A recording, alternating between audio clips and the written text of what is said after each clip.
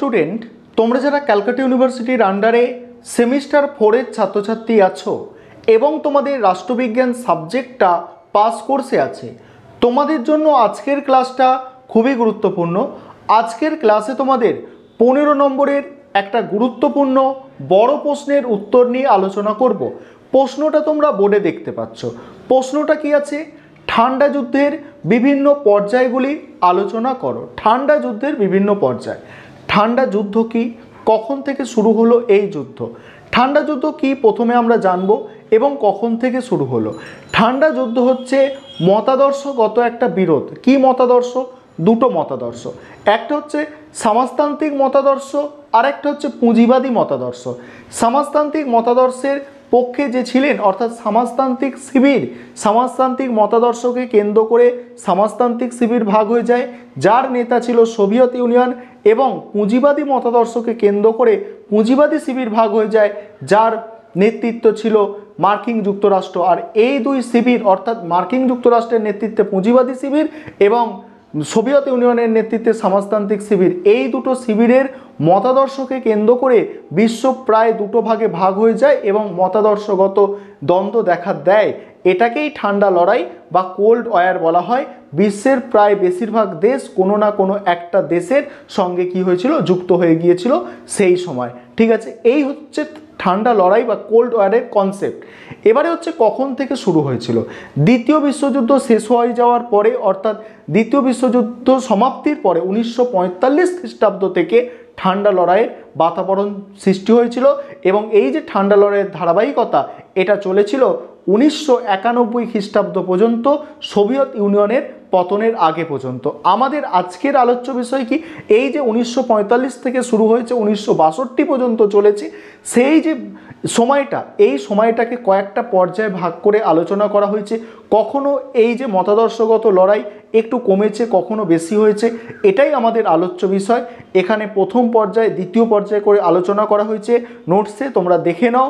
আর যথেষ্ট সহজ ভাষায় লেখা হয়েছে এবং কোয়ালিটি সম্পূর্ণভাবে মেনটেন করা হয়েছে, যাতে তোমরা পরীক্ষায় লিখলে ফুল মার্কস পেতে পারো বা তোমরা 13-14 অন্তত পেতে পারো 15-এর মধ্যে। সেরকমভাবেই নোটসটাকে কিন্তু রেডি করা হয়েছে। আরেকটা বিষয় এখানে বলার আছে, প্রশ্নের উত্তরটা আলোচনা করব। তার আগে যে বিষয়টা বলার আছে, তোমাদের জন্য বিগত বছরগুলির মতো এবছরেও অনলাইন কোচিং ক্লাস চলছে।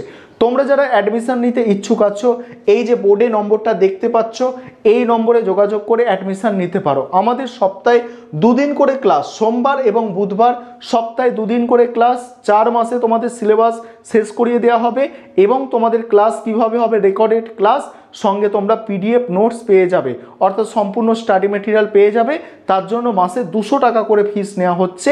তোমরা যারা অ্যাডমিশন নিতে ইচ্ছুক আছো, তোমরা এই নম্বরে যোগাযোগ করে অ্যাডমিশন নিতে পারো। চলো তোমরা আজকে প্রশ্নের উত্তরটা বুঝে নাও। এবারে তোমরা প্রশ্নের উত্তরটা দেখে নাও।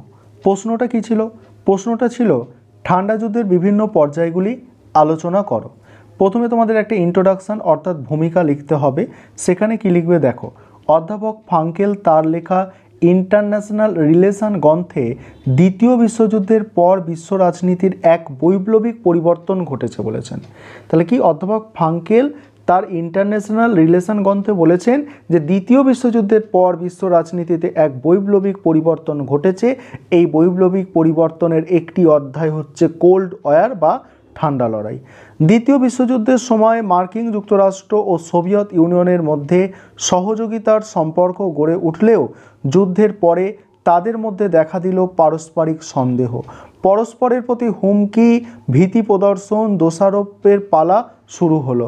তাদের মধ্যে অবিশ্বাস ও হুমকি সারা দুনিয়ার পরিবেশকে বিষিয়ে তুলল। আর এই অস্বস্তিকর পরিবেশকে বলে ঠান্ডা লড়াই। এই ঠান্ডা লড়াই বিভিন্ন পর্যায়ে চরম আকার ধারণ করে। এবার পয়েন্ট করতে হবে ঠান্ডা লড়াইয়ের বিভিন্ন পর্যায়। প্রথমে হচ্ছে দেখো ঠান্ডা লড়াইয়ের প্রথম পর্যায়, যেটা ছিল কিনা 1945 থেকে 1950 খ্রিস্টাব্দ পর্যন্ত। সেখানে কি কি হয়েছিল? এক হচ্ছে ট্রুম্যান নীতি বা ট্রুম্যান ডক্ট্রিন। সেটাকে কি বলা হচ্ছে দেখো, ঠান্ডা লড়াইয়ের প্রথম পর্যায়ের ক্ষেত্র হলো ট্রুম্যান ডক্ট্রিন। গ্রিক, তুরস্ক, ইরানের ওপর রাশিয়ার প্রভাব কমাতে মার্কিন রাষ্ট্রপতি ট্রুম্যান 1947 সালে ঘোষণা করেন যে কেউ এদের ওপর আক্রমণ করলে মার্কিন যুক্তরাষ্ট্র তার প্রতিরোধ করবে। শুধু সামরিক সাহায্য নয়, তাদের জন্য আর্থিক সাহায্যের হাত বাড়িয়ে দেবে। একে বলে ট্রুম্যান ডক্ট্রিন। এইভাবে সাহায্য দিয়ে মার্কিন যুক্তরাষ্ট্র ইউরোপের সোভিয়েত সম্প্রসারণ রোধ করতে চাইল, তাই একে বলে সংযম নীতি। তারপরে দেখো পরের পয়েন্ট আছে, দেখো কি পরের পয়েন্ট আছে মার্শাল প্ল্যান অর্থাৎ মার্শাল পরিকল্পনা। সেখানে কি বলা হচ্ছে দেখো, পশ্চিম ইউরোপে সোভিয়েত ইউনিয়ন যাতে প্রভাব বিস্তার করতে না পারে তার জন্য আমেরিকা এক পরিকল্পনা গ্রহণ করে। একে বলা হয় মার্শাল প্ল্যান। এতে বলা হয় যুদ্ধবিধ্বস্ত পশ্চিম ইউরোপের দেশগুলিকে পুনর্গঠনের জন্য মার্কিন যুক্তরাষ্ট্র সাহায্যের হাত বাড়িয়ে দেবে। আসলে এই অঞ্চলে রাশিয়ার অনুপ্রবেশ রুখতে এই পরিকল্পনা রচিত হয়েছিল। তারপর দেখো জোট ন্যাটো অর্থাৎ ন্যাটো জোট।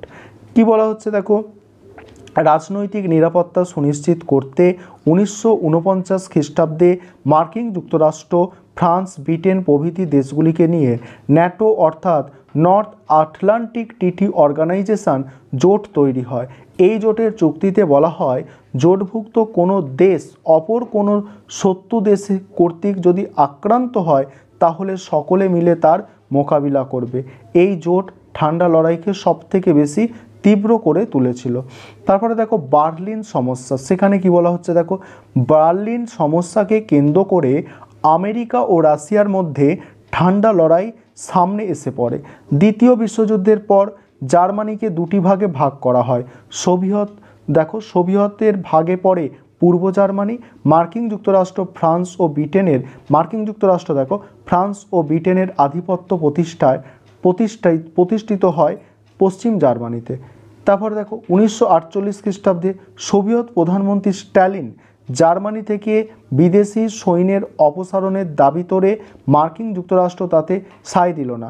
তখন সোভিয়েত ইউনিয়ন বার্লিন অবরোধ করল।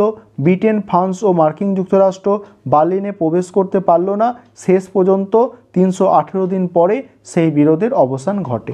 এবারে হচ্ছে ঠান্ডা লড়াইয়ের দ্বিতীয় পর্যায়। দেখো এখানে হয়েছিল দেখো কোরিয়া সমস্যা। সেখানে কি বলা হচ্ছে দেখো, ঠান্ডা লড়াই প্রথম দিকে ইউরোপের মধ্যে আবদ্ধ ছিল, কিন্তু 1950 খ্রিস্টাব্দের পর দ্বিতীয় পর্যায়ে এশিয়ার ভূখণ্ডে এসে পড়ে। কোরিয়াকে কেন্দ্র করে ঠান্ডা লড়াই শুরু হয়। 1948 খ্রিস্টাব্দে কোরিয়াকে দুটি ভাগে ভাগ করা হয়, উত্তর কোরিয়া এবং দক্ষিণ কোরিয়া। দক্ষিণ কোরিয়ায় মার্কিন প্রাধান্য প্রতিষ্ঠিত হয়। সোভিয়েত ইউনিয়ন উত্তর কোরিয়ায় প্রভাব বিস্তার করে। মার্কিন যুক্তরাষ্ট্রের ইন্ধনে দক্ষিণ কোরিয়া ও উত্তর কোরিয়ার মধ্যে যুদ্ধ বাধে। শান্তির অজুহাতে জাতিপুঞ্জের বাহিনীর আক্রমণকারী উত্তর কোরিয়ার বিরুদ্ধে যুদ্ধ আরম্ভ করে। অন্যদিকে চীন ও সোভিয়েত ইউনিয়ন উত্তর কোরিয়ার পাশে গিয়ে দাঁড়ায়।